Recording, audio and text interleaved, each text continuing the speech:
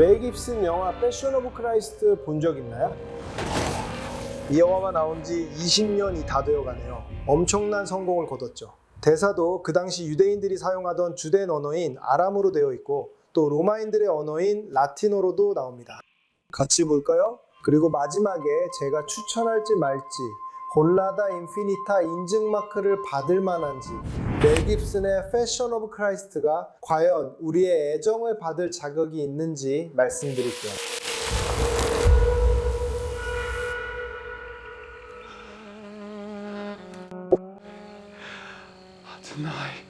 먼저 여기서 한 가지 말씀드리자면 저는 멜 깁슨의 영화가 사도들을 묘사하는 방식이 상당히 정확하다고 생각합니다. 왜냐하면 실제로 복음서에서는 그들이 상황의 심각성을 제대로 인식하지 못하고 있다는 인상을 주기 때문입니다.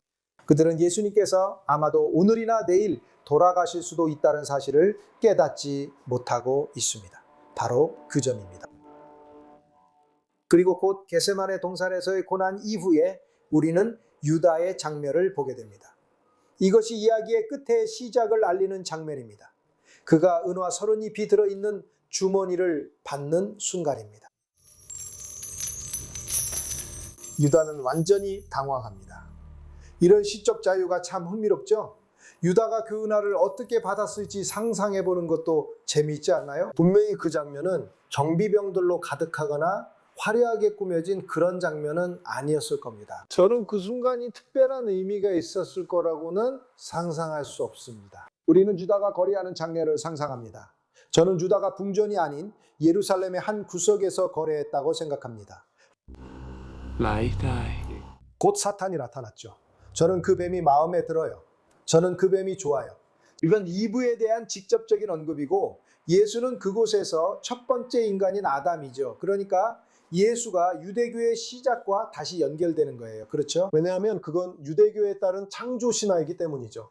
하나님이 인간을 어떻게 창조하셨는지에 대한 이야기예요. 악마는 저 뱀으로 표현되어 있고 예수는 땅에 있죠.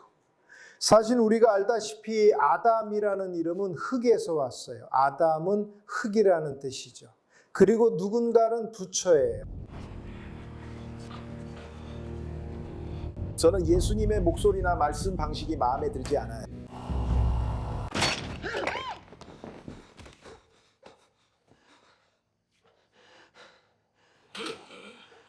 예수님이 막달라 마리아에게 나타난 뒤 그녀는 사도들에게 달려갔지만 그들은 그녀의 말을 믿지 않았어요. 이 장면은 반대죠. 그렇죠? 사도가 막달라 마리아에게 알리러 가죠. 저는 그녀가 겟세마네에 있었지만 언급되지 않았다고 생각해요. 그녀는 늘 예수님을 따라다녔으니까요. 그녀는 반드시 최후의 만찬에 있었어야 하고 사도들과 함께 겟세마네에도 있었어야 했어요. 그녀와 아마 다른 여성들도요. 그렇죠? 제사장의 경비병이 그가 단지 범죄자일 뿐이라고 말하죠. 그가 재판을 받으러 끌려온 거예요. 이게 말이 되죠. 그렇죠? 많은 사람들이 어떻게 그럴 수 있었는지, 왜 그들이 예수님과 메시아를 알아보지 못했는지 묻습니다. 예수님은 유대인의 율법을 어겼기 때문에 범죄자처럼 취급받았습니다. 이것은 사실입니다. 그는 권력자들을 비판했죠. 그는 몇몇 계명을 무시했습니다. 예를 들어 안식일에 관한 계명입니다. 그는 안식일에 기적을 행했습니다. 우리는 이것이 온통 이 영화는 피와 땀으로 가득합니다. 여기서는 분명히 감독이 우리에게 모든 것이 과장되어 있음을 알 수 있습니다. 모든 면이 과장된 버전입니다. 한 명의 유다에게 얼마나 많은 벌이 주어지는지 아이들이 그를 조롱하며 악마를 흉내냅니다. 예수님께 나타났던 그 악마가 이제 유다에게 나타난 거죠. 아게다마, 저곳이 바로 피바치아. 전통에 따르면 유다가 죽임을 당한 곳이죠. 그가 얻은 돈으로 산 땅입니다. 배신자를 묻기 위한 곳이죠. 그가 장례를 치를 자격이 있었을까요? 그 시절엔 모두가 정당한 장례를 받을 수 없었죠. 그가 정말로 묻혔을까요? 아니면 그냥 아무 구덩이에 던져버린 걸까요? 그리고 멜 깁슨이 유다의 자살 버전을 받아들였죠. 저는 좀 의심이 가는데요. 저는 신약 성경이 유다가 살해당했을 가능성을 생각하게 만든다고 봅니다. 이제는 빌라도까지 면죄부를 주고 있네요. 그를 정의로운 총독으로 만들고 있죠. 너희가 왜 예수를 내게 데려오기 전에 때렸느냐? 그런 것. 나는 이게 별로 마음에 들지 않아. 멜 깁슨이 로마인들 편을 들고 있어. 역사도 그랬던 것처럼. 왜냐하면 가톨릭 교회가 로마로 갔으니까. 기독교 전체가 예전에는 지금처럼 이런 분열이 없었고 전부 로마로 갔어. 그래서 로마인들의 이미지를 세탁하는 게 중요하다고 생각한 거지.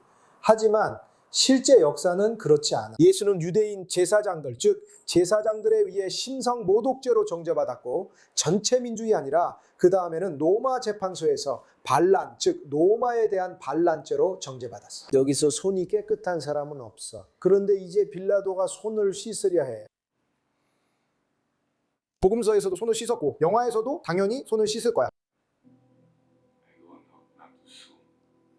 그래서 내가 태어난 거야. 진리에 대해 증언하기 위해서죠. 진리를 듣는 사람은 누구나 내 목소리를 들을 것이다.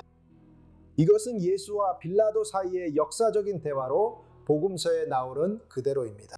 그래서 이 영화는 복음서에서 벗어나 상상력을 발휘하고 더 깊이 있는 드라마로 들어가는 순간들이 있습니다.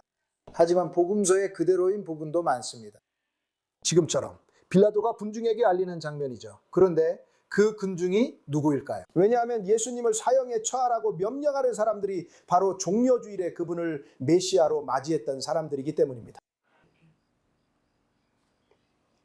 이 헤로데 안티파스는 굉장히 우스꽝스럽게 묘사되어 있죠. 하지만 여기서도 다시 한번 멜 깁슨은 예수님을 정죄한 모든 사람들을 강렬하고 부정적으로 그리려고 합니다. 그리고 이게 사실이에요, 클라우디오. 빌라도가 예수님을 정죄하지 않으면 유대인들이 반란을 일으킬 수 있다는 말은 정말 맞아요. 유대인들은 이미 로마에 반란을 일으키고 있습니다. 그리고 만약 빌라도가 그걸 무효로 한다면 그가 사제들과 맺은 부정한 협정, 부패한 협정, 한쪽은 명령하고 세금을 걷고 다른 쪽도 명령하는 그런 협정 말인가요? 실제로 종교적으로는 사제들과 마찰을 일으킬 수도 있겠군요. 다시 빌라도가 백성 앞에 서고 사두개인 사제들이 유대인 전체를 대표하는 척하지만 이는 거짓입니다. 사실 멜 깁슨은 그 후 여러 번 반유대주의로 비난받게 됩니다. 예수님의 죽음으로 로마인들에게 면죄부를 주고 유대인을 비난하는 일은 역사적으로 이미 끔찍하게 여러 번 반복됐습니다. 저는 어떤 작품이든 허구라도 이제 그런 일은 그만해야 한다고 생각합니다. 이제 고문 장면이 시작됩니다. 처음 이 영화를 봤던 기억이 납니다. 이번에는 제가 어떻게 느낄지 한번 보겠습니다.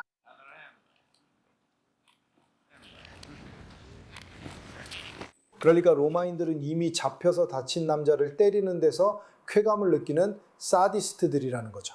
그런 겁니다. 그게 바로 메시지입니다. 짐 카비제 그 배우가 불쌍하죠. 실제로 촬영 중에 채찍질을 당했거든요. 그의 말로는요. 저기 악마를 봐요. 악마는 내내 모든 장면에서 따라다니고 있어요. 그러니까 멜 깁슨이 우리에게 예수님의 죽음이 악마의 소행이라고 말하고 싶은 걸까요? 악마가 계획한 일이라는 건가요? 악마가 이 모든 사람들 안에 있는 건가요? 모두 감사합니다. 이것도 또 과장된 표현이죠. 그 영화는 정말 과장투성이에요. 예술로서 제 취향에는 완벽하지 않아요. 의미가 별로 없죠, 제 생각엔. 이 영화에서는 예수님의 메시지가 잊혀진 것 같아요. 그분의 메시지가 사랑이라는 생각이 아주 희미하게만 드러나요. 말해봐. 네 생각에 내게 말해보라는 말의 의미는 뭐야? 심지어 너를 십자가에 못 박거나 해방시킬 수도 있어, 그게. 너는 나를 좌우할 권한이 없어. 간단해. 위에서 주어진 권한 외엔 나를 당신에게 넘긴 사람이 더 큰 죄인입니다. 영화의 이 대사에서 다시 한번 멜 깁슨은 로마인들을 변호하고 유대인들을 기난합니다. 곧이어 사람들이 당신은 그를 십자가에 못 박으라고 말합니다. 클라우디아 빌라도의 아내는 예수를 십자가에 못 박는 것을 원하지 않습니다. 빌라도도 예수를 십자가에 못 박는 것을 원하지 않습니다. 로마인들은 착하고 유대인들은 나쁘다고 이 영화의 버전에서는 말하고 있습니다. 점점 어려워지고 있어요. 우리 인준도장을 주기가 점점 더 어려워지네, 그지? 좋아하는 사람도 있고 유대인을 비난해야 한다는 사람도 있어요. 저도 아직 그런 말을 들어요. 최소한 역사적 지식이 부족한 거죠. 아니면 편견이라고 할 수도 있고요. 그래, 복음서도 빌라도의 책임을 덜어줬죠. 멜 깁슨이 하는 건 빌라도의 무죄를 더 강조하는 거예요. 이 영화에서 모든 게 과장된 것처럼 그는 빌라도의 무죄, 주장되는 무죄를 지나치게 과장합니다. 저는 동의하지 않아요. 빌라도는 처음부터 끝까지 손에 피를 묻혔어요. 명령만 내렸다고 할 수 있나요? 예수가 그렇게 맞는 걸 못 봤다는 건 영화에서 말하는 거잖아요. 말도 안 돼요. 말도 안 돼요. 그리고 멜 깁슨은요. 멜 깁슨이 실수를 했어요. 예수님이 십자가 전체를 들고 가는 장면은 역사적으로 잘못됐어요. 마치 그의 죄가 더 큰 것처럼 그의 상황을 더 나쁘게 만들려 했던 것 같아요. 왜냐하면 다른 두 사람은 가로대만 들고 있으니까요. 그게 역사적으로 맞아요.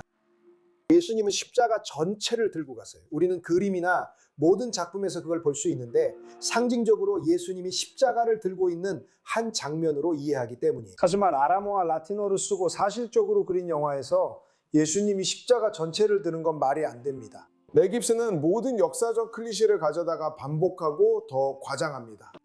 즉 그는 올바른 해석이나 이해가 전혀 없습니다. 예수의 역사를 의식한 해석도 없습니다. 그는 우리가 이미 매우 고통스러운 순간이었다는 것을 알고 있는 그 장면을 폭력과 고통으로만 묘사합니다. 예수님의 메시지도 아무런 내용도 없습니다. 여기서 예수님의 십자가 처형의 모든 순간이 적나라하게 드러납니다. 여러분의 원수를 사랑하고 여러분을 박해하는 사람들을 위해 기도하십시오. 왜냐하면 여러분을 사랑하는 사람만 사랑한다면 거기서 무슨 보상이 있겠습니까? 이 장면은 영화에서 예수님의 강력한 메시지가 담긴 몇 안 되는 순간입니다. 이 영화는 폭력적입니다. 다시 가보겠습니다. 우리는 골고다, 해골의 언덕을 오르고 있습니다. 아람어로 골고다입니다. 우리는 후에 그곳이 갈보리산임을 알게 됩니다. 그리고 다시 로마인들이 예수님을 다른 시각으로 보기 시작합니다. 이것이 바로 영화가 우리에게 말해주고 있는 것입니다. 물론 이것은 이 순간으로부터 300년 후 로마 제국이 기독교를 받아들이게 될 것임을 미리 보여줍니다. 콘스탄티누스 황제가 기독교를 수용합니다. 어둠, 폭풍, 그리고 한순간에 예수 실제로 죽어가고 있다. 정사가 제비를 뽑고 있다. 복음서의 모든 내용이 여기에 담겨 있다. 어떤 부분은 더 정확하게, 또 어떤 부분은 매우 과장되게 담겨 있다. 예를 들어 예수님의 채찍질 장면이 있는데 그게 영화에서 가장 끔찍한 장면이라고 생각한다. 그게 이 영화의 시라고 할 수 있다. 우리가 보는 걸 좋아하는 건 예수님의 이야기를 다시 보고 싶어서라고 나는 이해한다. 폭력을 보는 걸 좋아하는 사람들도 있다.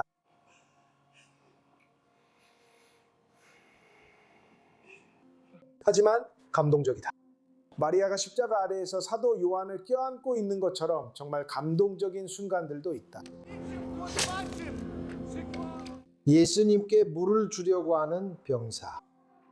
그리고 여기서부터 영화가 아니라 영화 밖에서 예수님께 진정계를 줘서 고통을 견디고 나중에 십자가에서 살아서 내려왔다는 이론들이 나오기 시작한다. 이 순간 창 끝에 액체가 묻은 스펀지에서 많은 이론들이 생겨난다. 지금 마지막에 위에서 찍은 멋진 장면이 나온다.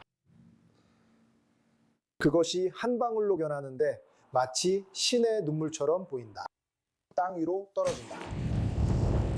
멜 깁슨의 시적 표현은 흥미롭지만 매우 단순하고 지나치게 단순화된 시다. 명백하다.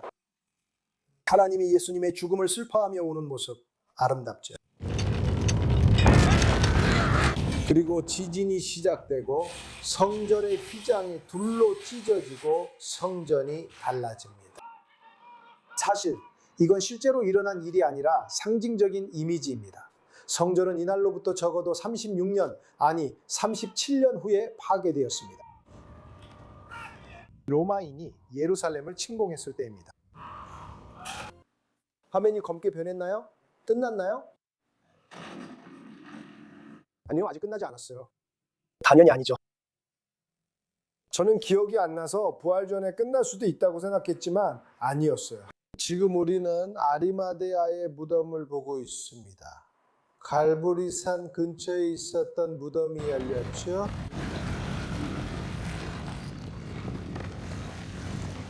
멜 깁슨이 부활 장면을 재현하고 있습니다. 부활이 이루어진 거죠. 수위가 마치 비워지는 것처럼 보이는 이 장면이 참 아름답네요. 마치 예수님의 영혼이 빠져나가고 예수님의 몸이 그 안에서 빠져나온 것처럼. 예수님은 이미 피 한 방울 없이 다시 나타나십니다. 마치 영혼인 것처럼, 마치 다시 태어난 몸인 것처럼. 얼굴에는 아무런 상처도 없습니다. 하지만 분명히 곧 예수님의 상처들을 보게 될 겁니다. 그리고 이것이 예수님의 마지막 장면입니다. 예수님의 손에 난 상처입니다. 이렇게 해서 멜 깁슨의 그리스도의 순환이 끝이 납니다. 2004년에 개봉한 영화로 엄청난 흥행 성공을 거두었고 매우 논란이 많았습니다. 많은 영화사들이 거절했고 이렇게 논란이 많은 주제를 다루고 싶어 하지 않았습니다. 그걸 만든 쪽은 그 덕분에 큰 보상을 받았습니다. 이 영화는 초대형 작품이고 영화 내내 제가 지적했던 것처럼 과장된 부분이 많습니다. 저에게는 역사적으로 말이 안 되는 순간들도 있었습니다. 역사적 연구와는 맞지 않습니다. 저는 여러분께 보라고 말하지 않겠습니다. 아니요. 영화를 볼 이유는 없지만 호드리고 알바레스의 조르나다 인피니타 추천은 받지 못할 것입니다. 세리뉴가 여기 있고 나오고 싶어하고 첫 등장도 하고 싶어하지만 아직 멜 깁슨의 그리스도의 순환으로는 데뷔하지 않을 겁니다. 저리가 세리뉴, 다른 영화에서 다시 와. 그리고 우리 곧 다시 이걸 할 거야. 영화를 보고 반응하고 코멘트하는 거지. 그리고 저날드 인피니토의 추천을 줄지 말지 결정하는 거야. 다음에 또 봐요.